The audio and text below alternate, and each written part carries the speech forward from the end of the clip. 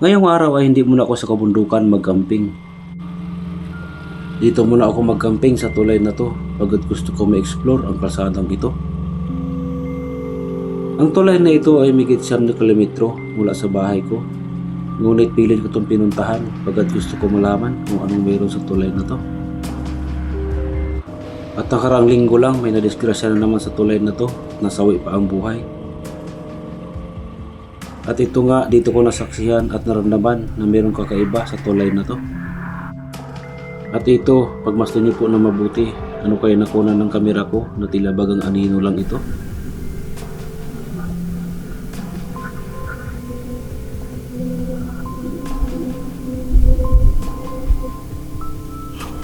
Kaya naman habang di pa ako makagat ang dilim, nagbiyahe na ako nito para mas makarating ako ng maaga. Pag-aalasin ko na mga par, hintayin ko na lang sa pagsapit ng maaga. Sabi sarap matulog dito mga par sa tulay. Para may dumaan talaga sa likod ko mga par. Kaya ngayong gabi, samahan po ninyo ako na explore natin ang tulay na to.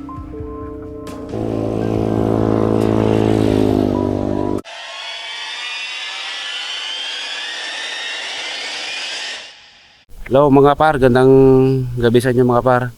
Ngayon mga par, nakarating na ako dito sa tulay kung saan ako magcamping mga par. Medyo maaga-aga pa nang nakarating ako sa tulay na to. At binaba ko na kaagad ang aking mga gamit. At maya-maya lang ay tinayo ko na ang aking tent. Yung mga par, dito ako mag-set up ng tent. At dito na rin ako magpalipas ng gabi mga par. Mamaya mga par, kwento ko kung bakit dito ako nag-explore mga par. At dito na rin ako nag-camping. At ito na nga, tinayo ko na ang aking tent.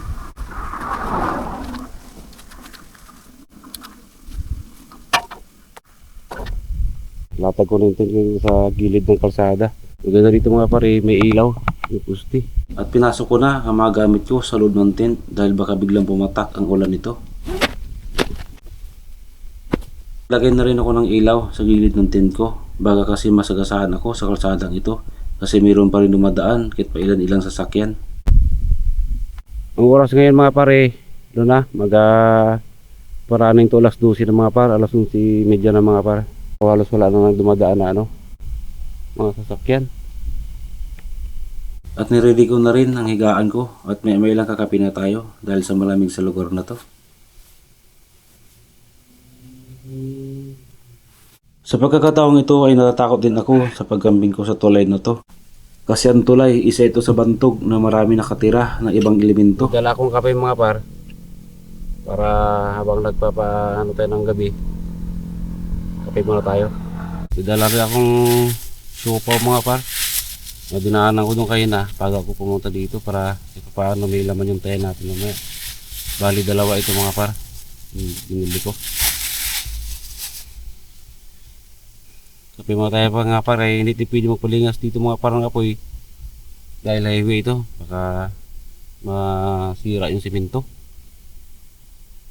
Kaya nga pala ako dito mga par, nag-camping dahil sa lugar na ito, sa kalsadang ito mga par. Gusto ko lang ma-explore mga par kung bakit maraming nasawing buhay dito.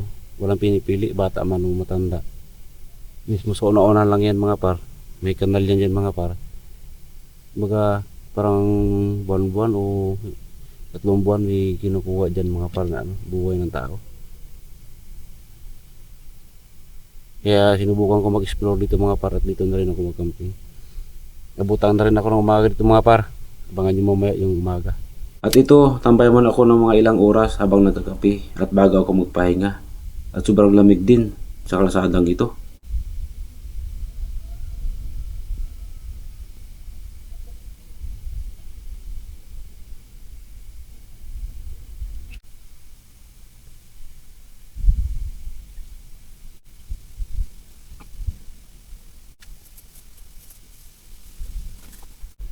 Pahinga tayo mga par dahil makakalatian ng gabi mga par. Lamig dito mga par masyado. Iglip mga tayo mga par. Mga par, grabe kalamig. Magulan yata ito mga par.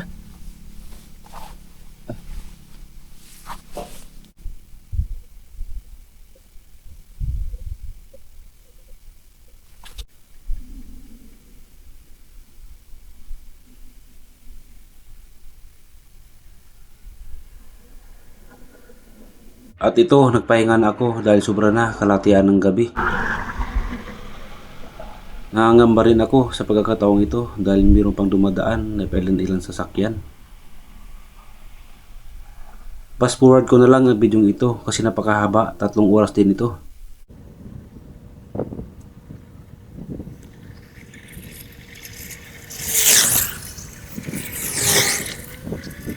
At ito na ang pinakahintay ko at inaabangan ko sa tulay na ito. At ito nga, pagbasta nyo po na mabuti, may korting tao na parabang anino.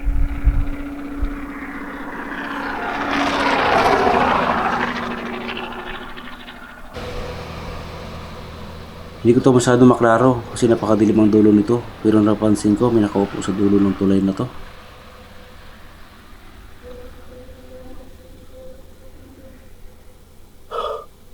Kaya lumabas ako sa aking tent at nilapitan ko to, bigla lang na itong lumaho.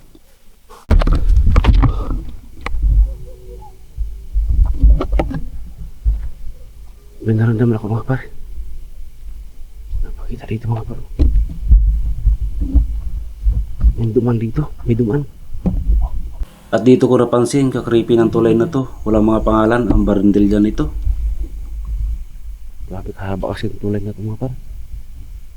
Ito yung tulay ng mga par na walang ka mga pangalan. Ito yung tulay mga par na walang pangalan. Tingnan yung mga par, kaiba itong tulay na to. Yung mga par oh. Walang pangalan yan mga par. Tapos ayun oh, ganun din yan dun mga par oh. Walang pangalan. So, kaiba talaga mga par.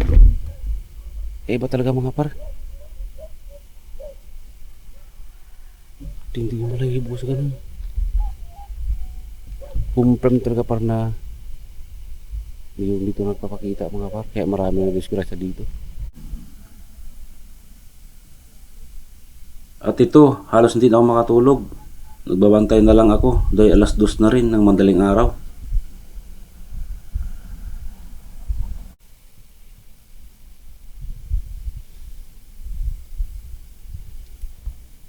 To ano na mga par?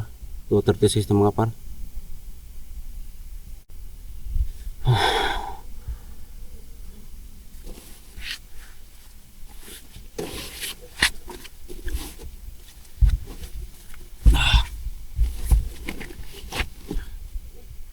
Sa pagkakataong ito ay hindi na rin ako makatulog. Higa-higa na lang gawa ko nito at nangiramdam ako sa paligid nito. At may nakita ako na may biglang tumawid. Hindi ko alam kung tao ito.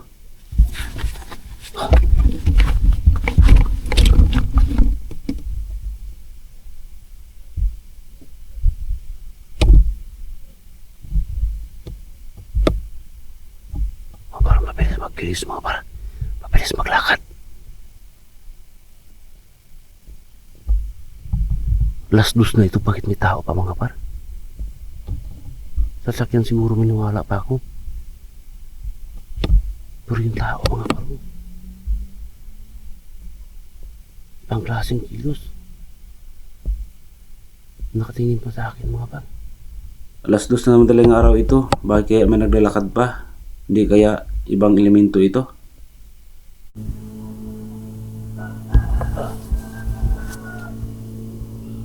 Nakaiglip ako nito, pagising ko nito, 4:42 na madaling araw.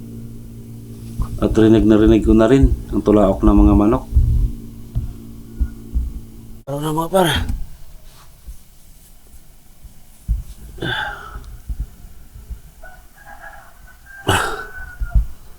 4:42 na mga par. Kaya parang maraming sasakyan na.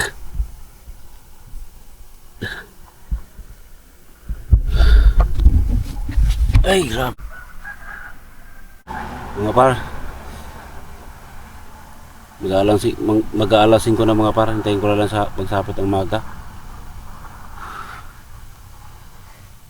Sabi sarap matulog dito mga par sa tulay. Kaya nga lang, may i-review ko mamaya yung mga par yung para may dumaan talaga sa likod ko mga par. Kasi hindi ko pwedeng isasara ito mga par kasi hindi ko alam yung baka biglang may dumaan na sasakyan na sagasaan ako nito mga par para makalabas agad tayo. Sabihin ko na lang mamaya mga par yung kwan yung video mamaya. Pakita ko sa inyo mga par.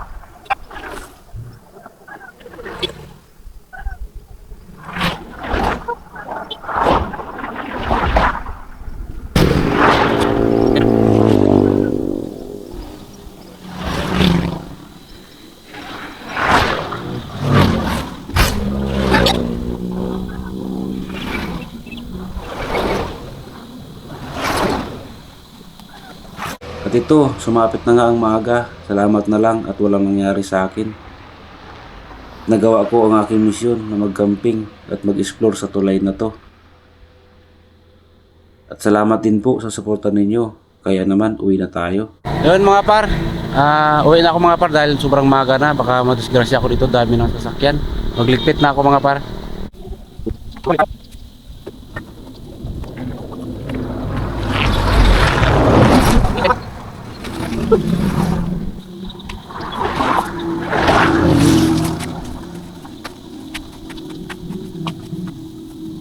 Mga par, pinasyalan tayo ng isang followers natin.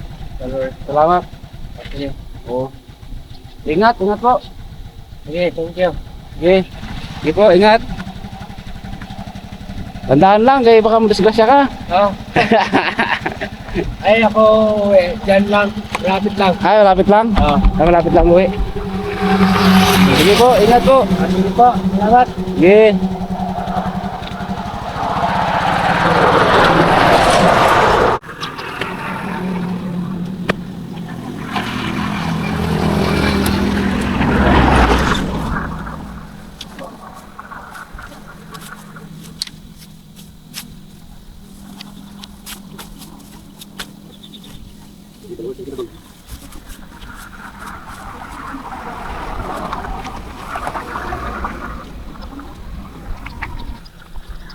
Mga par, uwi na tayo mga par. Salamat.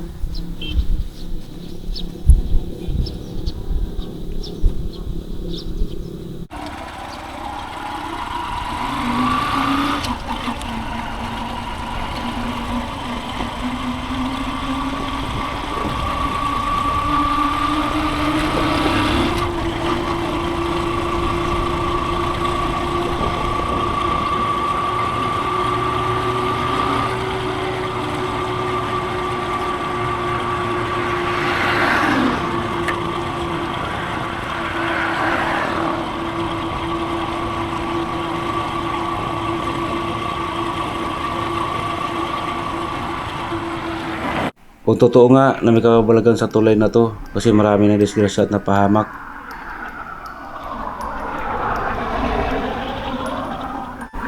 Isang alaala to sa akin kasi nagawa ko pang mag-camping at mag-explore sa tulay na to.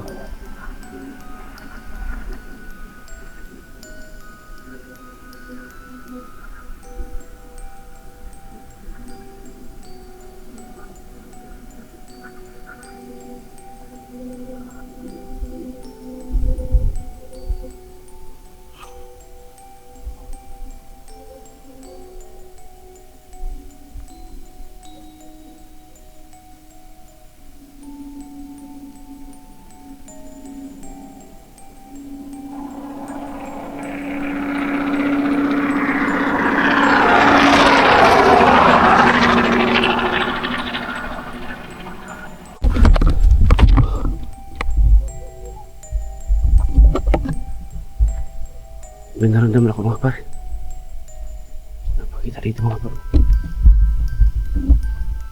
May duman dito. May duman.